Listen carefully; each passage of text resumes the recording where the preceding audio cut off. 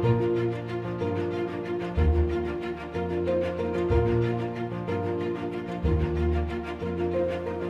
à toutes et à tous. Voilà la première table ronde qui lance la programmation officielle d'Educatech. Elle découle, comme celles qui suivront, de plusieurs défis éducatifs qu'a identifié un comité éditorial réuni lors de plusieurs échanges préparatoires. Et finalement, ce premier défi, former le citoyen d'une société numérique, qui irrigue un petit peu la programmation et l'éditorialisation du salon, c'est un défi qui est apparu naturellement dans les premiers, comme une évidence dans nos discussions. Et pour cause, c'est un défi qui fait écho à un certain nombre de transformations qui ont des vitesses et des forces inégales, et en voici au moins 3 qui peuvent donner une base de discussion à nos échanges. D'abord, il y a la complexification des écosystèmes médiatiques et sociaux. Comme le disait Benjamin Bayard, ou en tout cas proche de lui, si l'imprimerie a permis au peuple de lire, Internet va lui permettre d'écrire, et lui permet d'écrire. Et aujourd'hui, finalement, on commence à prendre du recul. C'est aussi la problématique générale du salon Educatech cette année. Est-ce qu'on est à l'âge de maturité du numérique éducatif et peut-être du numérique tout court? Mais voilà, on commence à prendre du recul sur les effets de cette révolution numérique. À la fois une incroyable créativité et production, songez aux youtubeurs, aux tiktokers, aux blogueurs et blogueuses, aux musiciens, musiciennes, aux artistes numériques, sans Internet n'aurait jamais vu le jour. Pardon. Songez à la culture, à la naissance de nombreuses pop cultures. Je pense aux mèmes, je pense aux GIFs, et en ce moment, je voudrais souligner l'excellente série Arte _ qui en parle. Mais aussi, ce sont les fausses informations, ce sont les sites conspirationnistes et complotistes. C'est la concentration progressive du web dans une poignée de plateformes sociales. Bien sûr, c'est l'arrivée dans le monde numérique de comportements négatifs qui proviennent du monde physique, la violence, le harcèlement, les inégalités, etc. Donc à coup sûr, le numérique et Internet, comme fait social total, ont bousculé les démocraties, comme ils bousculent ce que cela signifie d'être citoyen, mais aussi d'être écolier, d'être apprenant, d'où notre sujet d'aujourd'hui. Ensuite, c'est la réalité de la santé démocratique de notre pays. Donc je ne vais pas m'étendre dessus, mais on le sait, l'abstention monte à chaque élection. C'est un sujet qu'on sait être particulièrement sensible pour les jeunes. La démocratie ne se limite pas au vote, il faut le rappeler, il y a plein de manières de s'engager, on sait que les jeunes s'engagent de différentes façons, mais ça fait partie de la formation du citoyen que de s'y intéresser. Et on pourra d'ailleurs évoquer ici qu'il y a des modalités de ce qu'on appelle la démocratie technique, la capacité à décider collectivement de la manière dont les technologies, et notamment numériques, sont implémentées dans notre société. Et enfin, le sentiment qu'à force de traiter la question de comment éduquer avec le numérique, ce qui constitue l'un des thèmes principaux de ce salon, finalement, éduquer avec le numérique au service des apprentissages, on a sans doute négligé la question pourtant essentielle de éduquer au numérique. Que doivent maîtriser les futurs citoyens d'un monde numérique? Quelles compétences, mais aussi quelles connaissances, quelle culture, quelle réflexivité, y compris technique et critique? Voilà, tout cela nous invite et nous amène à questionner l'état de la formation du citoyen au XXIe siècle, et donc à cette table ronde. Pour explorer cet enjeu passionnant, j'ai le plaisir d'être accompagné par 4 intervenantes et intervenants de choix que je remercie d'ores et déjà. Je vais vous présenter dans l'ordre avant de lancer notre discussion. Anna Lombert, vous êtes maîtresse de conférences en philosophie française contemporaine à l'Université Paris 8. Vous êtes également membre du CNUM, le Conseil national pour le numérique. Et si vous êtes donc invité aujourd'hui, c'est particulièrement en lien avec la parution de l'ouvrage du Conseil national du numérique, Civilisation numérique, ouvrons le débat, dont on aura l'occasion de discuter, et qui, si vous ne l'avez pas lu, constitue une lecture indispensable. Jean-Michel Zakhartchouk, vous êtes rédacteur... pardon, j'ai raté mon ordre. Anne Cardola, vous êtes inspectrice de l'éducation nationale, adjointe au chef de bureau de l'accompagnement des usages et de l'expérience utilisateur à la DNE. Vous êtes également docteur en sciences de l'éducation et de la formation à Aix-Marseille, à l'Université d'Aix-Marseille.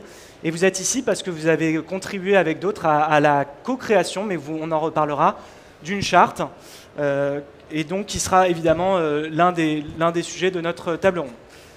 Valentine Favel-Capoyan, vous êtes formatrice à l'INSPE de Lyon, à l'Université Lyon 1, chercheuse associée au laboratoire Helico Et vos domaines de recherche sont l'éducation aux médias et à l'information, la culture numérique et les pratiques informationnelles. Ça, j'ai bon? N'hésitez pas. Et enfin, Jean-Michel Zakhartchouk, vous êtes rédacteur de la revue Les Cahiers pédagogiques. Vous avez récemment coordonné l'ouvrage Construire ensemble l'école d'après, et il y a plusieurs chapitres consacrés à l'esprit critique, au débat, donc c'est pour ça qu'on en parlera. Vous êtes professeur agrégé honoraire après avoir enseigné de nombreuses années dans des établissements de l'éducation prioritaire, et vous êtes formateur d'enseignants. Alors, merci à vous quatre de contribuer à cet état des lieux, puisqu'on va vraiment s'interroger sur finalement un double sujet. Où en est finalement la formation du citoyen tout court, puisqu'on est citoyen du monde, on n'est pas citoyen numérique spécifiquement, mais spécifiquement qu'a changé le paradigme numérique dans la formation du citoyen. Ça va être un peu cet entrelacement qu'on va étudier. Et pour commencer cette table ronde et mieux cerner le sujet, mais aussi de vous parler, je voudrais vous demander chacune à votre tour, en commençant par Anne Alombert, de se demander ce qu'est pour vous la citoyenneté.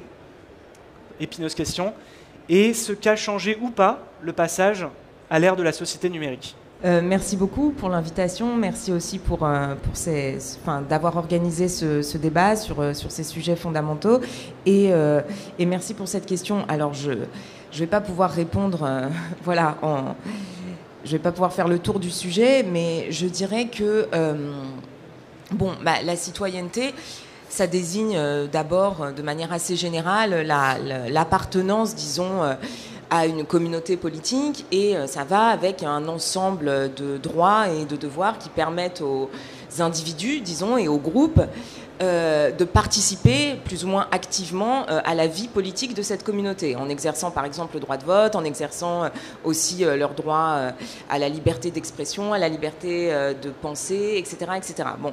Et ce qu'on constate aujourd'hui, je crois, de manière assez...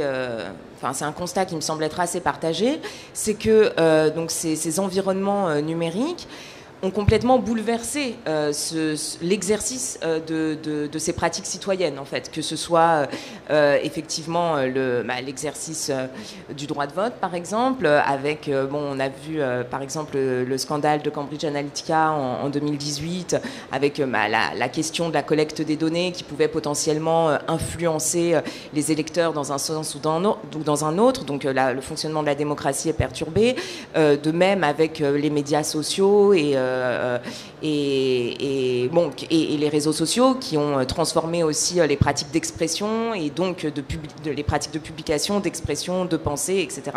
Donc je crois qu'en fait, cette transformation du milieu technique, nous, c'est ce qu'on a un petit peu essayé de dire dans l'ouvrage Civilisation numérique, elle remet fondamentalement en question la manière dont la citoyenneté va pouvoir s'exercer, va pouvoir être pratiquée, et même la manière dont les lois vont pouvoir tout simplement être respectées ou pas. Et bon, voilà, donc il y a les lois et les droits. Donc voilà. Donc je crois que l'enjeu aujourd'hui, c'est vraiment de se demander comment faire en sorte que cette citoyenneté soit possible, que ces droits fondamentaux des citoyens soient possibles dans un milieu technique qui s'est complètement transformé. Voilà. On aura l'occasion donc dans la suite des échanges de se poser la question de comment on forme le citoyen. Je continue. Anne, même question. Alors moi, je souhaiterais revenir sur effectivement nos trois grands concepts, valeurs, l'égalité, la liberté, la fraternité. Et donc exercer une citoyenneté numérique, il faudrait donc aussi être dans une situation d'égalité. Et là, on voit bien qu'on a un enjeu fort de fracture, d'assignation sociale liée à un accès à la fois inclusif ou un accès purement social, idéologique, intellectuel. Donc ça remet en cause un petit peu cette valeur de l'égalité. De la liberté, voyons bien que effectivement, à l'origine, les pionniers se sont sentis très très libres d'échanger, de partager. Bon, c'était un milieu assez intellectuel. Ils avaient un cadre, etc. Puis on parle là des pionniers d'Internet notamment. Oui, exactement. Voilà, les pionniers d'Internet. Oui, merci pour lever l'implicite. C'est toujours intéressant de lever les implicites. Sinon, on s'entend pas bien. Et donc du coup, quelque part, le fait que ça ait irrigué toutes les strates du monde social, peut-être ça a un peu dérivé et demandé qu'il y ait à remettre un cadre pour que les libertés de tous puissent y être exercées. Sinon, il y en avait certains qui avaient des libertés plus dominantes que d'autres. Et c'est bien là l'enjeu. Et enfin, la fraternité, c'est-à-dire que quelque part, on voit bien dans les réseaux sociaux, on voit bien toute forme de solidarité, que ça peut être aussi des points de vigilance sur une forme de harcèlement, ça peut être aussi des stigmatisations, ça peut être aussi une manière d'exercer en chambre une citoyenneté qui avant était sur la place publique avec une présence et donc peut-être avec certaines retenues, alors que là on peut être chez soi en jogging, influencer le monde entier. Donc il y a une forme un espace qui est mouvant et qui permet à la fois d'augmenter sa fraternité, qui va aller au-delà des limites de son propre cercle, mais aussi qui va influencer ce regard sur le social et sur la solidarité. Donc des points de vigilance à faire émerger pour rester dans notre espace de liberté, égalité, fraternité. Merci. Effectivement, et d'ailleurs, on peut mentionner, Valentine, je vais vous demander un peu, vous poser la même question, mais on peut parler d'une transposition d'un espace public à des espaces aussi majoritairement privés, ce qui fait partie aujourd'hui des interrogations par rapport à un sain débat démocratique. Valentine ? Déjà, je voudrais moi un peu revenir sur la notion de citoyen, c'est-à-dire que de mon point de vue, être citoyen, c'est avoir le sentiment d'avoir une place dans un collectif et être capable de la conscientiser. Donc, quand on a dit ça, effectivement, le numérique change. Mes collègues l'ont dit, beaucoup de choses, puisqu'il y a la question, effectivement, de conscientiser sa place et d'appartenir à un collectif. Ça veut dire d'en partager les valeurs, le projet. Et avec le numérique, les valeurs, projet, règles, ce que vous avez dit, fin droit, tout ça. Et avec le numérique, oui, j'allais dire que le cadre change au niveau spatial et temporel, on l'a dit. En gros, il change dans 3 dimensions. Ça veut dire ce qu'on appelle les 3 V du big data. Ça veut dire en termes de volume, ça veut dire que les possibilités d'affirmer sa citoyenneté, elles sont de plus en plus nombreuses. Sur la question de la vitesse aussi, ça veut dire qu'il faut agir de plus en plus rapidement. Et puis aussi sur la variété des situations aussi, qui sont de plus en plus nombreuses. Donc on voit que c'est de plus en plus difficile d'être citoyen dans un univers numérique. Merci. Jean-Michel, toujours une question. D'abord, sur le mot citoyen, je pense vraiment que c'est important de ne pas trop en faire un adjectif passe-partout qui affadit cette notion. Par exemple, de dire un numérique citoyen, ça ne voudrait pas dire grand-chose à mon avis. Par contre, ce qui est important, c'est de former un citoyen, et j'aime mieux le substantif que l'adjectif. Et être un citoyen, c'est... Je pense notamment avoir un pouvoir d'agir sur le monde, mais avec évidemment une contradiction ou une tension qui peut exister entre l'individuel et le collectif. Et le numérique peut développer une sorte de narcissisme individualiste, comme il peut au contraire relier les gens entre eux. Et on voit aujourd'hui, c'est spectaculaire, la différence entre d'un côté le complotisme et le fait que chacun aurait sa vérité, et puis le développement, par exemple, en Chine ou en Iran actuellement, du numérique au service de la démocratie et de la résistance au pouvoir oppresseur. Donc c'est une question complexe qui a à voir avec la démocratie, c'est conjuguer citoyenneté et démocratie, et donc il y a toute une question de formation, mais j'aime bien la notion de pouvoir d'agir qui serait à développer, mais avec bien sûr toujours des points de vigilance dont on a parlé déjà précédemment. Merci. Gardez le micro, Jean-Michel, parce que la prochaine question est pour vous. Voilà, donc on procède en entonnoir classiquement sur cette table ronde. On voulait déjà faire un premier tour de table sur ce que c'était finalement la citoyenneté. On parle de former le citoyen, mais qu'est-ce que c'est la citoyenneté? Donc merci pour ce premier tour de réflexion. N'hésitez pas à utiliser l'outil Bicast pour partager aussi des commentaires ou des questions dès maintenant. On va maintenant continuer notre réflexion et notre échange sur la question de la formation, cette fois du citoyen, et de comment faire concrètement. Mais c'est vrai que c'est important de rappeler que les mots sont très importants.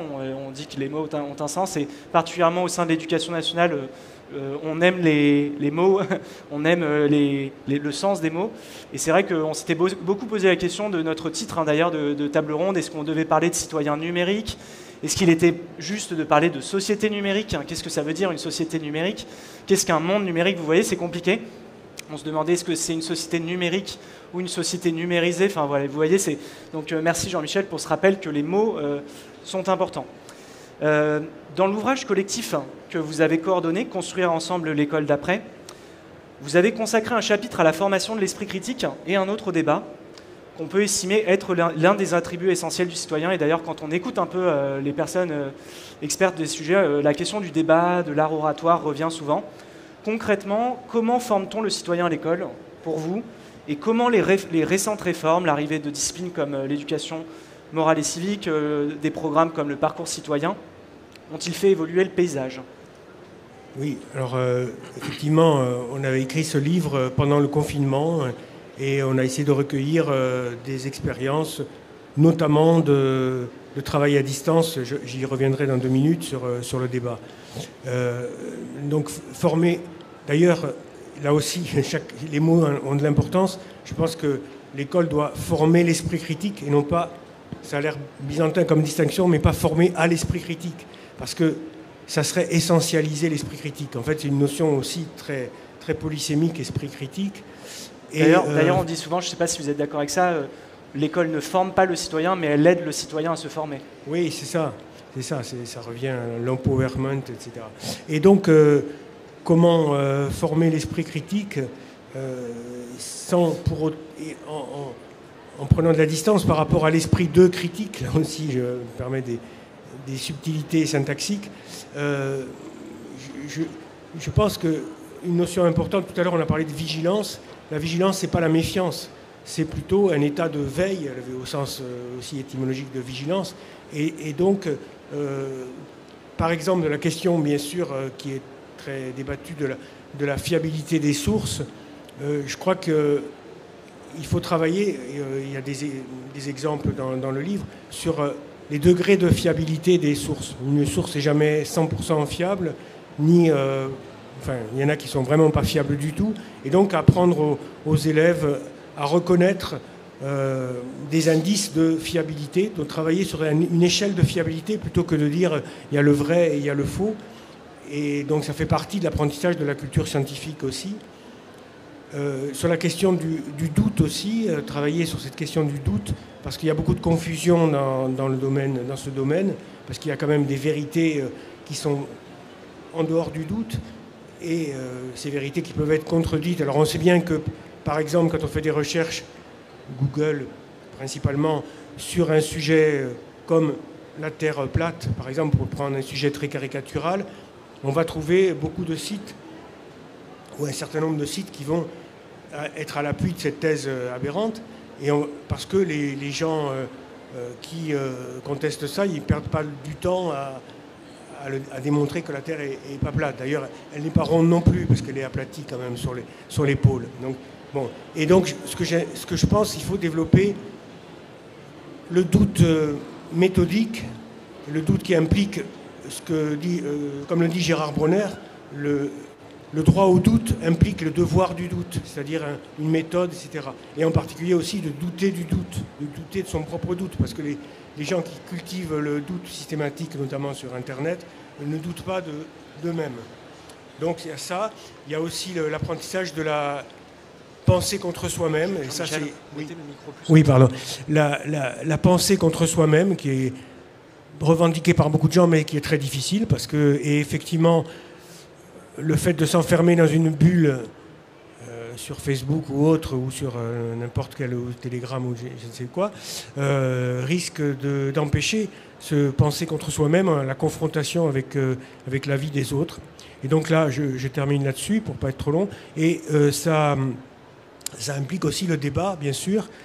À cet égard, les programmes d'éducation morale et civique, dans leur première version, était, beaucoup, à mon avis, beaucoup plus riche et insistait beaucoup sur le débat argumenté avec des formes différentes, notamment la discussion philosophique qui permet justement de confronter des points de vue, qui a été un peu affadi dans les nouvelles versions. J'espère qu'on va revenir à l'esprit de l'EMC.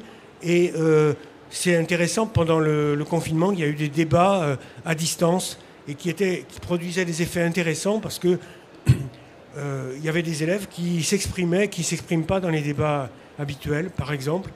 Il y a l'idée aussi d'apprendre aux élèves à faire des commentaires en marge, d'utiliser le chat. Ça aussi, c'est des formes nouvelles qui peuvent être transposées en présentiel, mais qui sont intéressantes aussi à travers la distance, à condition évidemment de conjuguer présentiel et distanciel. Voilà, pour le moment. Merci beaucoup. Anne Alombert, je passe à vous pour ensuite terminer sur nos représentants plus institutionnels et des académies. Donc, je le disais en introduction, le Conseil national du numérique a publié un ouvrage remarqué dans l'écosystème du numérique, peut-être moins dans le monde enseignant. Donc c'est pour ça qu'on est ravis d'ailleurs de vous avoir. Je rappelle le titre de l'ouvrage, hein, Civilisation numérique, ouvrons le débat. Vous parlez du numérique comme un enjeu majeur à faire émerger dans le débat citoyen. Est-ce que vous pouvez revenir sur ce que ça signifiait pour vous dans la rédaction en termes de formation des citoyens et de l'implication de l'école ? Oui, merci beaucoup. Je vais essayer d'y revenir rapidement. Simplement un petit mot avant pour dire que je suis venue avec 2 collègues du Conseil national du numérique qui sont ici présents et qui ont des ouvrages, à la fois Civilisation numérique, qui est un ouvrage assez général, et puis un ouvrage un peu spécifique que je serais ravie de partager avec vous aussi, qui s'appelle « Pour un numérique au service des savoirs, de l'informatisation à la capacitation ». Et qui porte vraiment sur ces questions du numérique dans le champ de l'éducation et de la formation du citoyen pour recouper avec le sujet d'aujourd'hui, sachant donc qu'on a sous-titré cet ouvrage « De l'informatisation à la capacitation » pour essayer de faire passer un message assez clair, en fait, qui était le message suivant. Il s'agissait de dire qu'aujourd'hui, le problème que pose le numérique aux sociétés et notamment dans le champ éducatif, ce n'est plus seulement un problème d'équipement technique. Il ne s'agit plus seulement d'informatiser, si vous voulez. Il s'agit de capaciter les citoyens, donc les jeunes et les moins jeunes générations, pour les mettre dans une position dans laquelle ils puissent comprendre en fait le fonctionnement des technologies qui les entourent et surtout les enjeux psychiques, sociaux, anthropologiques, politiques, économiques de ces technologies. Parce que le constat qu'on faisait, c'était le constat suivant. En fait, ces technologies numériques, elles ont pénétré les sociétés à une vitesse extrêmement rapide et bien avant que les savoirs à leur sujet aient eu le temps de se développer, en fait. On est aujourd'hui tous capables d'utiliser toutes sortes de technologies. C'est très facile de créer un compte sur Twitter, sur Instagram, sur Facebook, etc. Bon, de publier des contenus, d'avoir beaucoup d'amis, de followers et tout ça. Mais par contre, quand il s'agit de savoir quels sont les algorithmes qui permettent les recommandations des contenus, comment les contenus sont organisés, sont présentés, dans quel ordre ils apparaissent, etc., etc., eh bien, ça, on est beaucoup moins nombreux à être capables de le dire, en fait.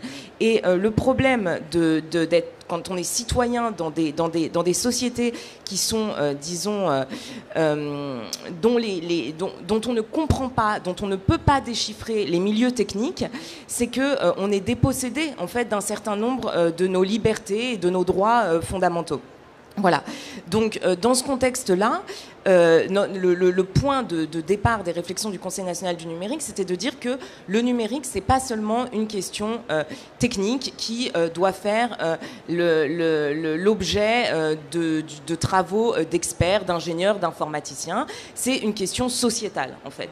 Et en ce sens, si vous transposez, si vous voulez, ces réflexions dans le champ de l'éducation, ça veut dire tout simplement que, pour reprendre l'expression de tout à l'heure, qu'il ne s'agit pas seulement d'éduquer avec le numérique, mais il s'agit d'éduquer, entre guillemets, ou de former, au numérique, au sens où il ne s'agit pas seulement de permettre aux futurs citoyens d'être capables d'utiliser ces technologies, donc de leur fournir des compétences techniques. Il ne s'agit pas seulement de leur fournir des équipements techniques, donc des tablettes ou des robots ou je ne sais quoi. En fait, la question, c'est de leur permettre de comprendre comment fonctionnent ces technologies et comment elles transforment les sociétés.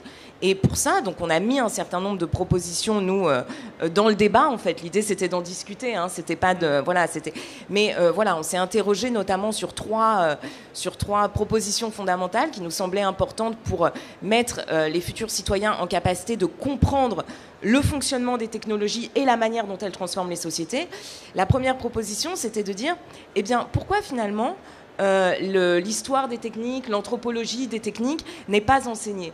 Alors, bon, il y a toutes sortes de réponses, c'est pas la question, mais voilà, on avait envie de s'interroger là-dessus et de se dire, est-ce que ce serait pas important d'enseigner aussi aux plus jeunes générations l'histoire des technologies, l'histoire des techniques, l'anthropologie des techniques, pour qu'ils comprennent en fait que les mutations technologiques que nous vivons actuellement, ce sont les résultats de processus historiques extrêmement longs, extrêmement complexes, mais en même temps tout à fait passionnants. Et que j'ajouterais très politique. Aussi, très politiques aussi, qui sont le fruit en fait de recherches scientifiques, de luttes politiques, d'enjeux économiques. Et donc en fait, c'est absolument passionnant à étudier. Ça peut absolument passionner des étudiants au XXIe siècle. Et donc, ce serait aussi un moyen de les mettre en capacité de comprendre où nous en sommes avec ces technologies. Bon, voilà. Donc ça, c'était une première question qu'on avait envie de poser. Et la deuxième question, c'était, voilà, la question de comment passer des compétences techniques à une culture numérique, donc d'une formation à des compétences très opérationnelles à une forme d'éducation aux enjeux psychiques, sociaux, politiques des technologies numériques. Et puis la troisième question, c'était effectivement celle de l'esprit critique, mais tel qu'il est toujours cet esprit critique instrumenté. C'est-à-dire que vous avez appris à lire et à écrire, et c'est parce que vous savez écrire que vous êtes capable de lire de manière critique, parce que vous connaissez un petit peu la grammaire, les techniques d'argumentation, etc. Vous êtes capable d'analyser un discours. Et bien de même, l'esprit critique face aux médias numériques, il implique d'avoir intériorisé certaines techniques.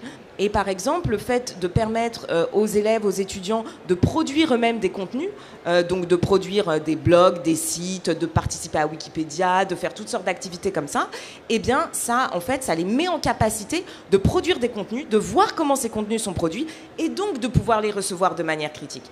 Donc ça, c'est quelque chose sur lequel on a beaucoup insisté et essayé de favoriser en fait la pratique de technologies contributives, on pourrait dire, dans le champ de l'éducation. Voilà, sachant qu'on a fait aussi beaucoup d'autres propositions, mais voilà, j'en ai choisi 3 pour essayer d'ouvrir le débat sur ces questions.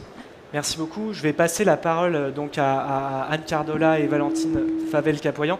Juste pour être sûr que j'ai bien compris, quand j'ai lu l'ouvrage, j'ai même entendu, parce que vous avez beaucoup parlé de comprendre, mais qu'il y avait donc cette notion de compréhension et puis même cette question de remettre éventuellement en question et en tout cas de prendre le pouvoir citoyen. C'était ça, si j'ai bien compris, la finalité que vous proposiez, c'était de se dire que finalement les implémentations des technologies numériques étaient politiques et qu'en cela, elles méritaient d'être reprises en main par les citoyens, là où Dominique Boulier notamment parle de subpolitique quand il parle de numérique, puisqu'il estime que finalement la plupart des technologies numériques dont on parle aujourd'hui se sont massifiées sans réel débat en fait. Vous êtes d'accord avec ça, hein?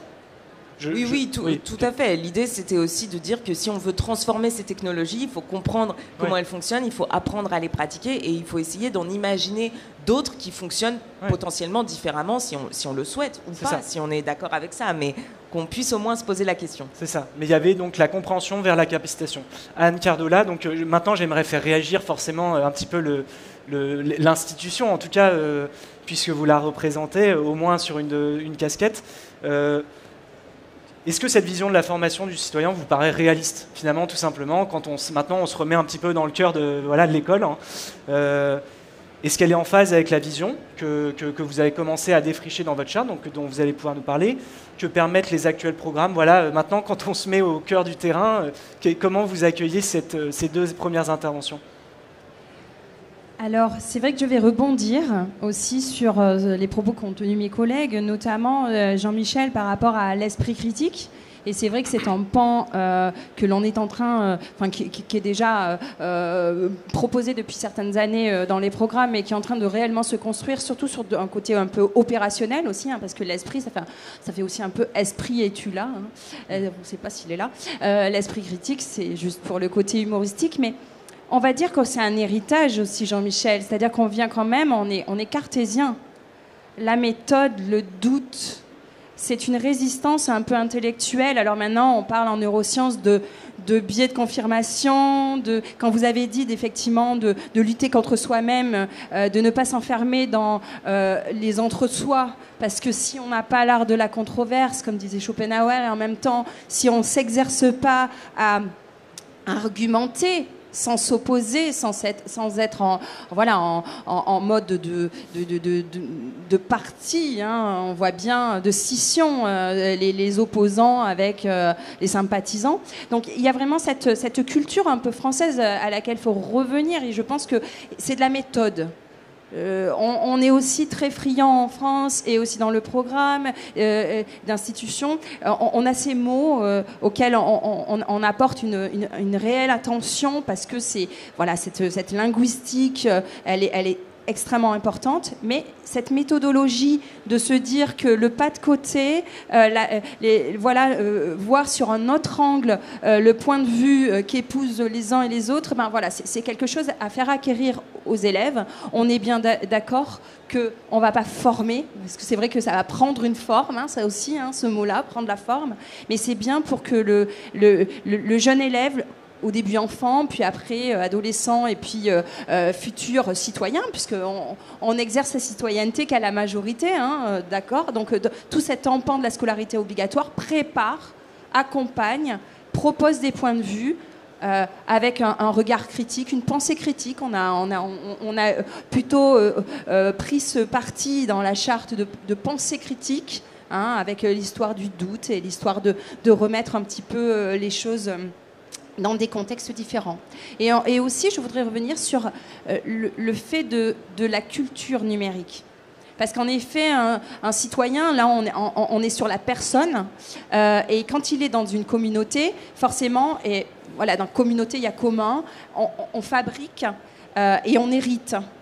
Vous l'avez dit, hein, on hérite d'une histoire de l'informatique dont on ne connaît pas forcément tous les points, les jalons, les enjeux politiques, économiques. Hein, on les perçoit vaguement, mais voilà. Donc cette culture numérique, elle est essentielle, et c'est pour ça qu'en fait, dans cette charte, d'aucuns, on peut dire, il y en avait d'autres ailleurs, il y en avait en Suisse, des chartes de la citoyenneté numérique, au Canada. On a fait le choix d'accoler le mot culture et citoyenneté numérique.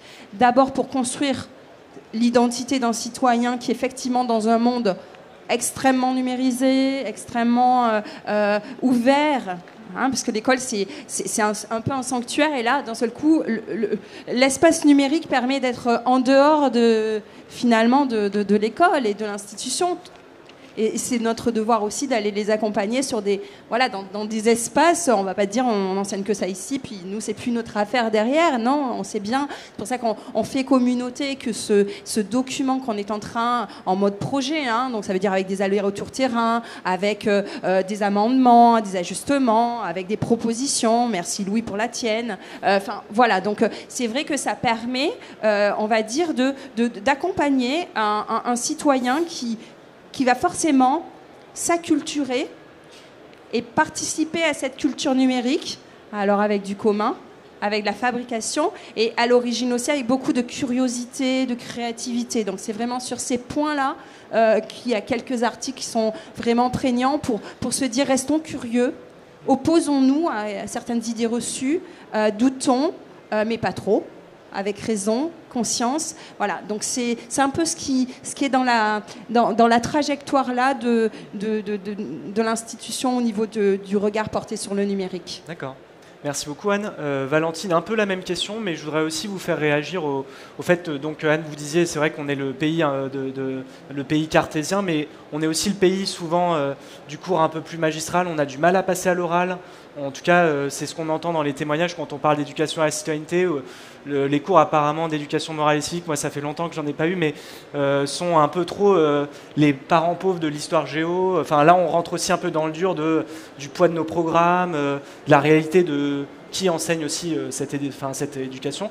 Valentine, vous formez des enseignants, donc même un peu réaction, comment on passe à la pratique de cette formation du citoyen avec un peu ces contraintes actuelles qu'on connaît globalement.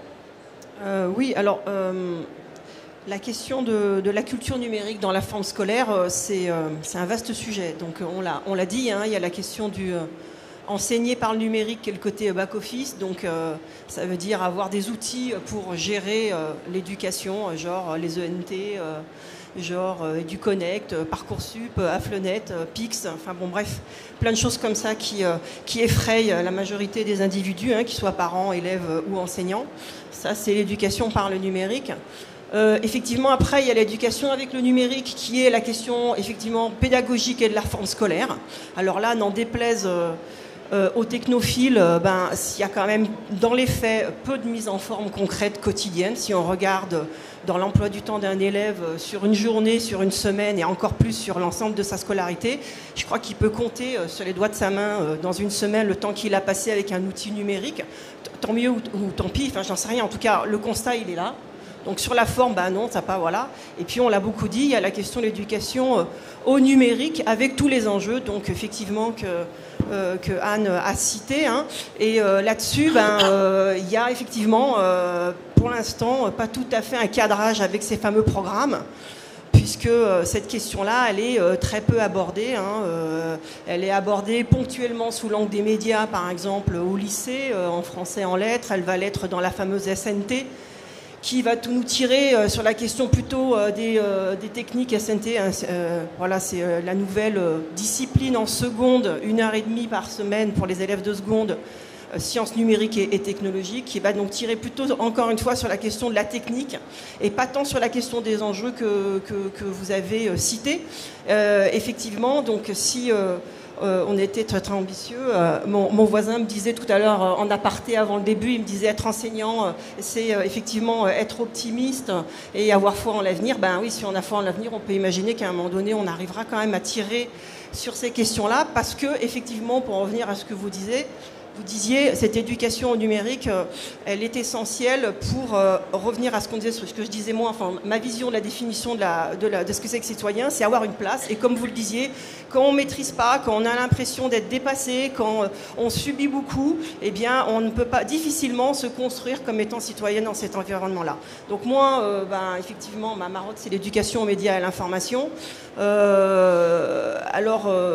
Quand je dis éducation aux médias et à l'information, hein, c'est pas médias d'actualité, c'est pas exclusivement formé à la presse, hein, on est bien d'accord.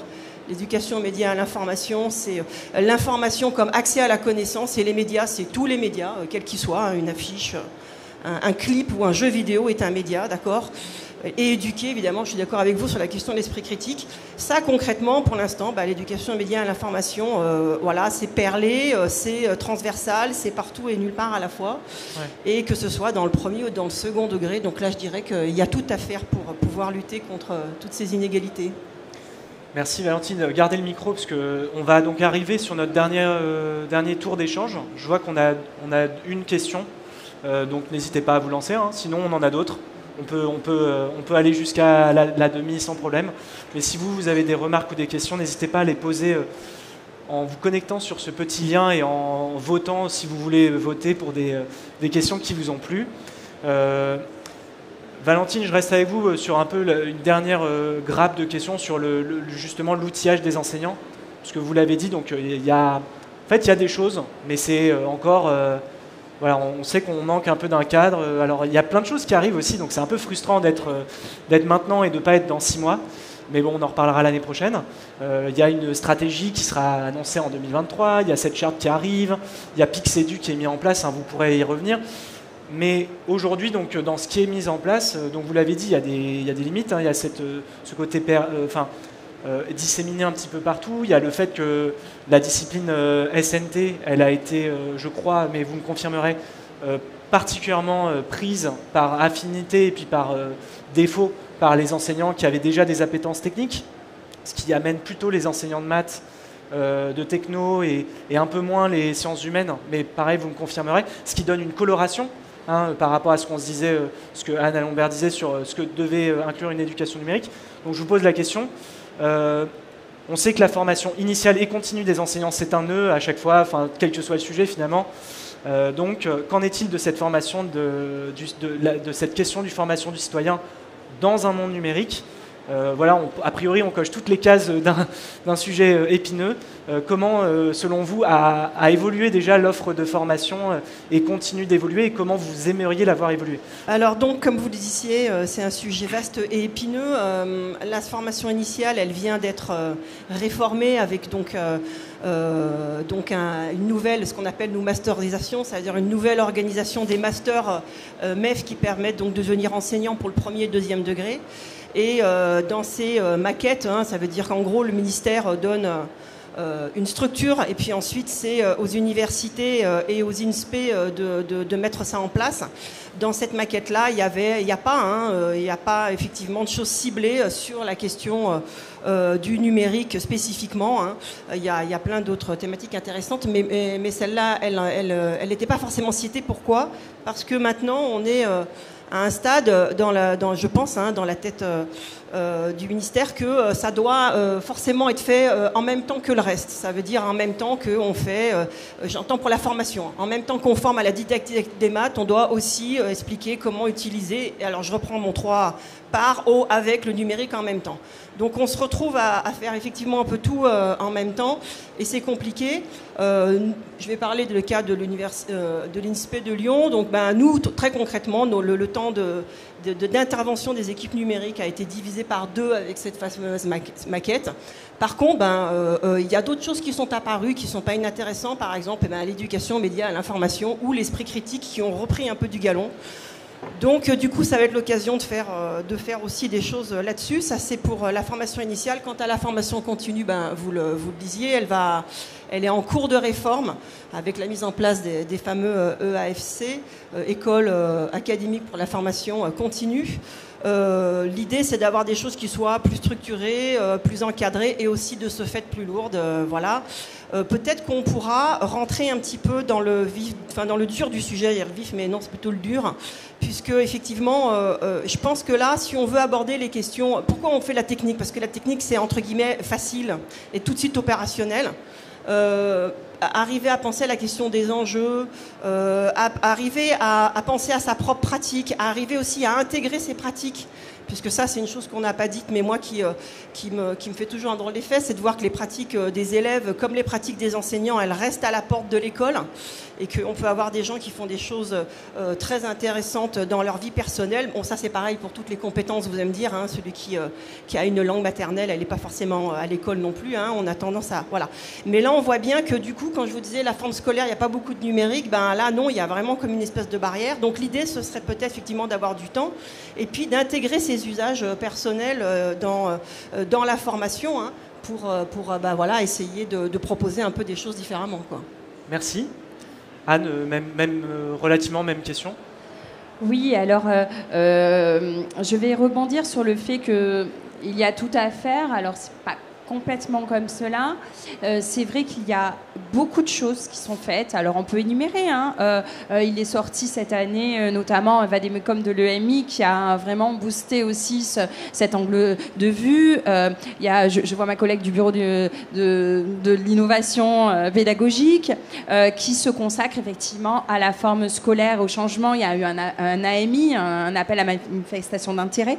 Donc, on voit bien, il y a aussi des appels à projets qui sont lancés sur la web radio pour justement sortir. Quand on disait, Louis, vous disiez, oui, on n'est pas très très à l'aise dans l'oral, l'éloquence, etc. Effectivement, par rapport à nos collègues italiens ou américains, on est peut-être un peu plus en retrait là-dessus. Donc du coup, on essaie de lancer aussi ce type d'appel à projet. Il y a vraiment, ça c'est, on a bien mesuré qu'il fallait passer à un changement d'échelle assez majeur, et que effectivement cette période de Covid a un petit peu mis non pas les pendules à l'heure, mais mis les enjeux bien face à chacun, et dans ses degrés de responsabilité.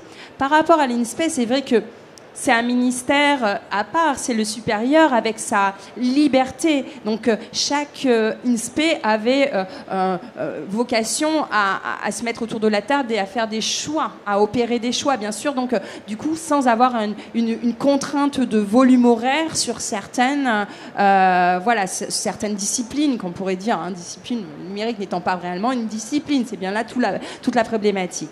Et donc du coup, c'est vrai que certains ont opéré des choix massifs en mettant des volumes importants, puis certains ont divisé par 2. Voilà, il s'agit de votre INSPE. Et effectivement, avec un volume divisé par 2, ça va être compliqué de lancer un début de carrière, sachant qu'on sait qu'on fait des carrières longues dans nos métiers, qu'on est parti pour à minima, c'est pas encore, on sait pas bien la fin, mais on sait qu'à minima on est sur ces 42 ans de carrière, et que ces formations initiales, elles sont super importantes. Comme disaient mes collègues, quelque part, nos jeunes enseignants ont des représentations incroyables. Ils ont des croyances, et parfois limitantes, assez importantes, et qu'il faut déconstruire, il faut faire le pas de côté. Et si on a peu de temps, le pas de côté, il est tout petit. Donc voilà, ça c'était un petit peu pour dire ça. Et alors autour de ce qui est fait, on a bien vu, vous avez parlé de PICSEDU. Alors il y a le cadre de référence des compétences numériques qui est sorti en 2019, juste avant le Covid. Voilà, il y avait ce besoin, vous l'avez dit Louis, de cadre. De cadrer, parce qu'on sent bien que c'est... Je dirais même d'une vision, en fait. Oui, d'une vision. Donc la stratégie, notre directeur de la direction du numérique pour l'éducation, Audran Le Baron, et tout à fait sera là sur le salon pour en parler, etc. Donc il y a cette idée de vision, et puis aussi il faut se dire que c'est ce numérique qui est pervasif, qui est partout, qui est un peu fuyant. Hein. On a du mal à le contraindre dans un espace, un lieu, une pensée, on voit bien qu'on a besoin de s'organiser pour se mettre autour de la table et se dire, on crée comment ce cadre-là. Et c'est un petit peu la genèse du groupe de travail qui a commencé depuis plus d'1 an à réfléchir sur, qu'est-ce qu'on mettrait autour de la table sur ce numérique, qu'est-ce qu'on en voudrait, l'aspect technique, l'aspect écologique, l'aspect émancipateur, hein. On l'a bien dit, dans le sens de Condorcet, c'est-à-dire que quelque part, on peut très bien voir que très rapidement, ça peut être aussi de la servitude, le numérique, si on n'est pas, et vous l'avez dit toutes les deux, quelque part, si on n'est pas assez averti, si on n'a pas des capacités, si on ne comprend pas ce que l'on fait, on est donc asservi. Et donc, du coup, c'est vrai que l'enjeu de l'école, c'est quand même d'émanciper. Et donc, par et avec le numérique, il faut rendre cet enjeu, cette valeur forte. Merci beaucoup. Jean-Michel, je vais finir avec vous ce tour avant de passer à des questions qui nous ont été posées. J'en ai 3. J'en ai une déjà pour vous, Anna Lombert. Vous pouvez préparer le micro. J'insisterai pas mal sur le développement de l'interdisciplinarité, parce qu'on voit bien, comme on l'a dit tout à l'heure, le numérique, ça concerne... la question de pour vous, qui doit le faire, en fait, presque. Oui, parce que le danger de l'interdisciplinarité serait de dire chacun renvoie la balle aux autres. Et donc, dans la formation elle-même, je crois que c'est important de travailler, si possible, sur des projets interdisciplinaires et mettre aussi les enseignants en formation, alors notamment la formation continue que j'ai davantage pratiquée, les mettre en situation active. Et par exemple, dans les cahiers pédagogiques, on avait publié comme ça des exemples où les enseignants avaient, par exemple 1 heure pour construire quelque chose sur un sujet qu'ils ne connaissaient pas du tout, un sujet un peu compliqué, comment ils font, comment ils recherchent, et après, effectivement, la réflexivité pour voir comment on peut transposer ça en classe et comment on peut se partager entre disciplines. Et moi, je regrette beaucoup que chaque fois, les activités interdisciplinaires sont marginalisées, alors que chaque fois, elles sont prometteuses, comme les TPE, les EPI en collège, etc. Et en fait, elles sont ensuite marginalisées, alors que l'avenir, il est dans cette transversalité qui n'est pas la confusion, mais une expression que j'aime bien, c'est le croisement des disciplines. Et tout à l'heure, et je termine là-dessus, on a parlé de l'histoire des techniques. Je crois qu'effectivement, c'est très important, parce qu'il y a des élèves qui ne savent pas du tout quand est né Internet, est-ce que c'est né il y a 10 ans, il y a 20 ans, etc. Et comparer les différents médias, tout ça, c'est des choses essentielles à la culture du citoyen d'aujourd'hui et qui est finalement mal connu à la fois des élèves et parfois des enseignants aussi. Merci beaucoup Jean-Michel. Je vais passer aux questions que vous nous posez. Alors j'en ai 3, donc pour le moment ça va. Anne Lombert, j'en ai une première pour vous. Est-ce que la citoyenneté, c'est de Stéphanie, est-ce que la citoyenneté numérique ne commence pas par la compréhension des conséquences de l'utilisation du numérique, du téléphone au réseau, en passant par les médias? Finalement, ça revient un peu à... Est-ce que ça commence pas par les outils utilisés quotidiennement par les jeunes et par nous, en fait? Bah oui, oui, bien sûr, oui, cette compréhension, elle est nécessaire, c'est une évidence. Après, la question qui se pose, c'est comment la produire, quoi, concrètement. Je crois que c'est ce que mes collègues viennent d'essayer de montrer, c'est que c'est pas si évident sur le terrain de construire en fait voilà, des programmes, des projets qui permettent de construire cette compréhension au fur et à mesure. Parce que, encore une fois, on a toujours tendance, je pense, à considérer que le numérique et que la technique plus généralement est un outil. Et donc un outil, on l'utilise, mais on ne s'occupe pas de savoir comment il fonctionne, qui a décidé des règles, quelles sont les logiques économiques derrière, etc., etc. Donc je pense que l'enjeu qui est derrière tout ça, c'est de cesser de considérer un téléphone comme un outil. En fait, un téléphone, on appelle ça téléphone, mais c'est même pas des téléphones d'ailleurs, donc on n'a même pas les mots pour désigner les objets qu'on utilise. Donc comment voulez-vous ensuite qu'on comprenne quoi que ce soit? Je pense qu'il y a vraiment un gros travail à faire là-dessus, parce que ce sont des questions qui vont au-delà des problématiques d'utilisation, d'usage. Ce sont des questions vraiment techniques, politiques, scientifiques, etc. Et si je peux juste ajouter un tout petit mot par rapport à ce qui a été dit précédemment, parce que sur la question de la transdisciplinarité, je voulais quand même rebondir, parce que je pense que c'est une question fondamentale, et nous on l'a un petit peu mise en avant quand même dans ce rapport sur le numérique, en disant que justement le numérique n'est pas un outil, n'est pas un moyen, si vous voulez, c'est un objet qui doit faire du coup objet de questionnement, de réflexion, d'interrogation. Et ces questionnements, ces réflexions, ces interrogations qui concernent le numérique, eh bien précisément elles ne relèvent pas de telle ou telle discipline en particulier. Je veux dire, la littérature a énormément de choses à nous dire sur le passage de la presse, de l'imprimerie, et comment tout ça a transformé les manières d'écrire, par exemple. Les mathématiques ont et donc comment le numérique transforme les pratiques littéraires. Les mathématiques ont énormément à nous dire sur la manière dont, je veux dire, c'est des théories mathématiques qui ont rendu possible l'informatique, l'intelligence artificielle, etc. L'histoire et la géographie, même chose, hein, je veux dire, la question des frontières et des espaces politiques aujourd'hui avec les nouveaux moyens de télécommunication se transforment complètement. Donc en fait, ces questions sont des questions intrinsèquement transdisciplinaires.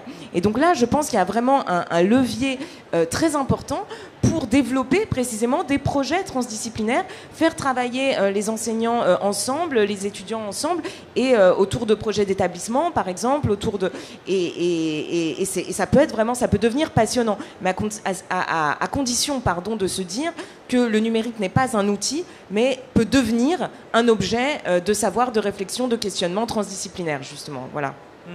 Tout à fait. D'ailleurs, on a Bruno qui a été liké, désolé, je le fais en anglais, aimé par 6 personnes, en disant qu'effectivement, quand on parlait de formation du numérique, il était plus souvent question d'outils, hein, donc on est bien là dans le problème, et même dans le champ lexical de l'outillage, hein, en général, quand on parle de numérique éducatif, au détriment de la culture numérique et de la place de l'homme dans la culture numérique. Alors j'ai une autre question.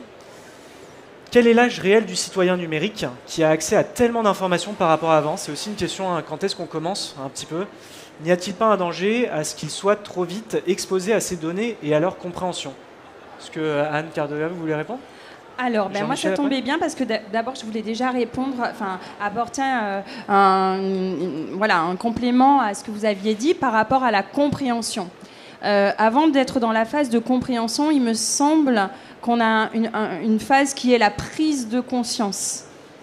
Cette phase-là où justement on est dans cette consommation, mais on commence à se dire que peut-être il y a quelque chose. Avant de complètement comprendre, on est dans la prise de conscience de notre impact, de notre manière de faire. Alors du coup, comme on n'avait pas trop on va dire explicité la charte, ça fait partie d'une des parties.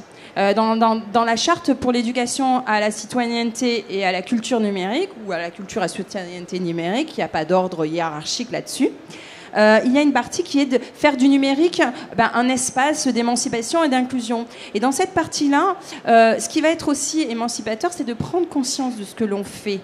Et donc du coup, une partie sur même son impact environnemental, son impact sur la société, son impact. Donc travaillons cette prise de conscience quand j'agis de cette manière-là. Qu'est-ce que finalement je fais? Et donc du coup, on n'est plus dans la consommation. Quelque part même, les psychologues diraient dans l'oralité, hein, on consomme, on est dans cette phase orale où on se nourrit de numérique, on voit très bien toutes les dérives qu'il peut y avoir, hein, et on est plus dans quelque part d'être conscient, d'être responsable, d'avoir des usages sobres, pardon, et un raisonnés. peu des usages contributifs aussi, enfin, ça fait partie de Exactement. Donc dans cette partie-là, du coup, comme on est conscient que 1 plus 1 plus 1 plus 1, ça fait l'univers, du coup, il y a aussi la promotion de la culture des communs. Et c'était aussi le schéma des pionniers de l'Internet, hein, de contribuer alors sur des petites des petites phrases de code, hein, moi j'appelle ça des phrases, hein, je trouve ça joli, et donc du coup de se dire que on crée des choses ensemble, donc on fait communauté. Avec les dérives qui sont aussi peut-être que de dire on s'entoure que de personnes avec qui potentiellement on aurait un consensus, et donc du coup on ferait de l'entre-soi. Donc ça, c'est toujours ce point de vigilance-là. Mais voilà, donc il y a cette culture du commun. Jean-Michel disait tout à l'heure le pouvoir d'agir. Et c'est vrai que ça a fait partie un des articles, hein, c'est développer cette capacité, esprit capacitaire, enfin on a tout ce vocable-là autour de ce pouvoir d'agir, les Américains ou les Anglais vont dire empowerment, mais bon, voilà, il y a ce pouvoir d'agir avec le numérique, quand on en a la prise de conscience, quand on voit ce qu'on peut créer, et c'est bien sûr ce qu'on veut développer, on veut plus développer cette voie-là que les fausses informations, les polémiques, les ragots, le harcèlement, bien, il ne faut pas non plus s'en cacher, ça existe extrêmement. Mais en tout cas, voilà, dans la promotion éducative, c'est plutôt là-dessus qu'on souhaite faire avancer le champ des possibles. Et nous avons aussi parlé de compréhension des enjeux. Comprendre les enjeux économiques, sociaux, l'intelligence artificielle, etc. C'est un vaste sujet, mais en tout cas, ça doit faire partie de cette émancipation du citoyen. Alors, il y a aussi la dernière partie, et vous l'avez dit, et j'aime assez rappeler, comme Jean-Michel le faisait, que la vigilance, c'est pas forcément négatif. Parce qu'on a mis dans une des parties, faire du numérique un espace de vigilance. La vigie, c'est quand même quelqu'un qui veille. Hein, sur les bateaux, c'est pas négatif, hein, si elle n'est pas là.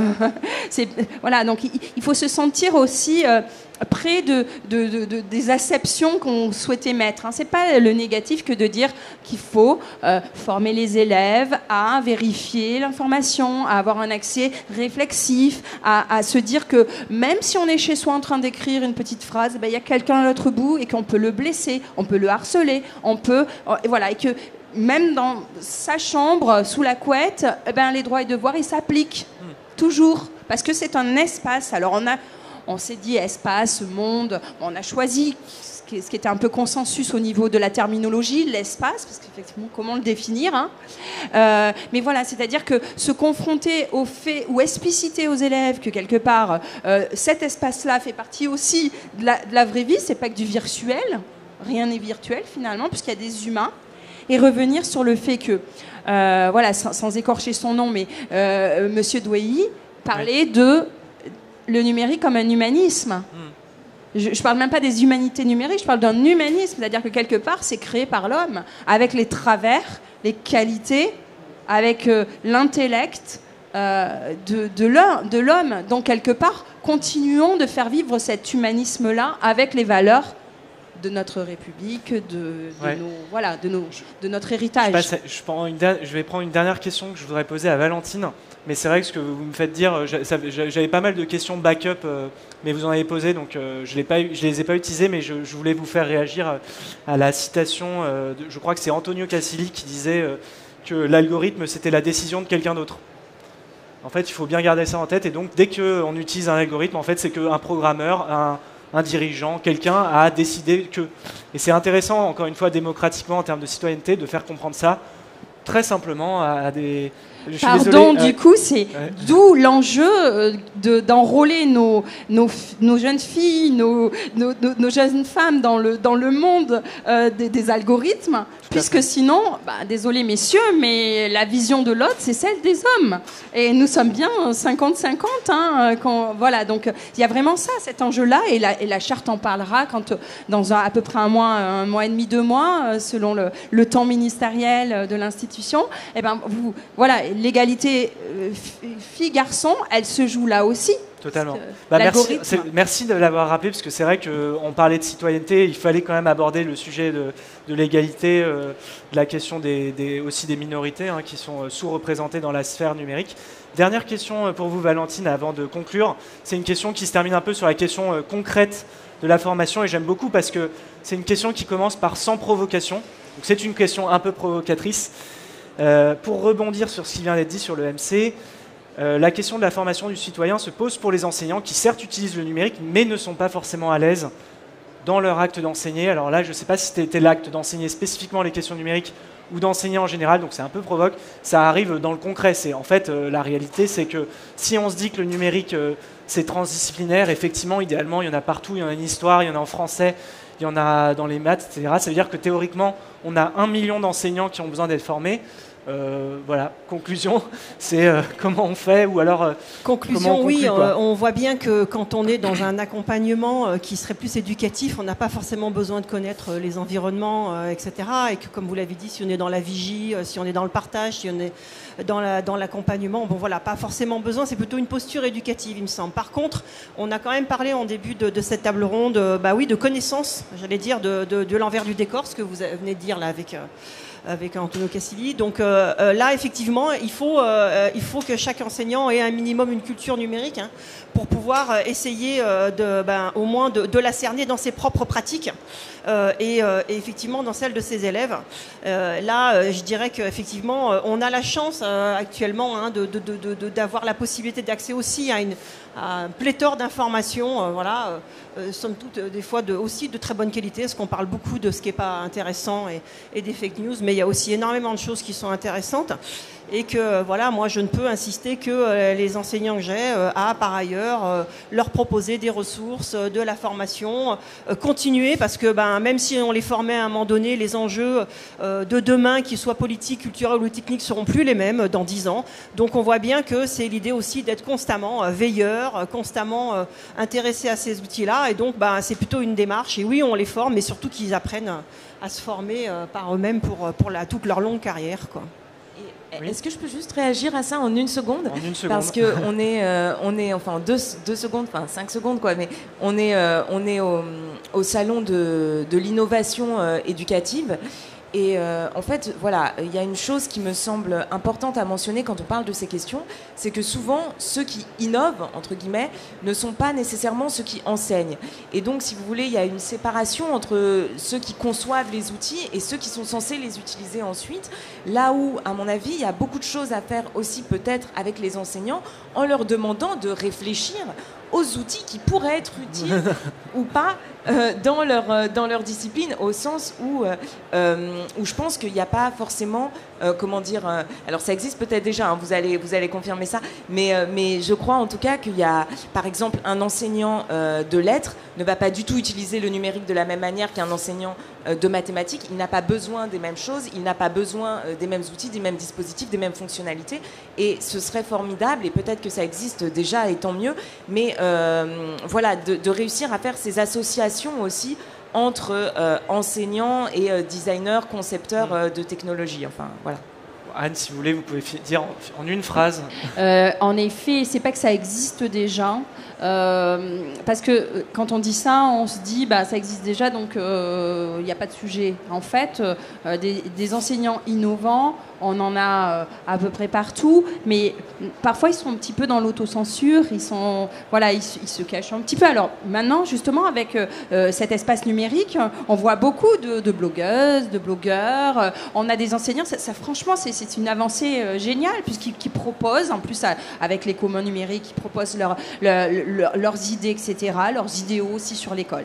Mais il y a aussi cet apport de la recherche qui vient créer, bousculer. On est vraiment dans cette dynamique-là. Et moi, j'ai un peu la double. Je suis un peu ambivalente là-dessus, dans le bon sens du mot. C'est-à-dire que quelque part, en faisant un doctorat et en étant inspectrice, on peut se dire que, voilà, donc à la fois, quelle posture.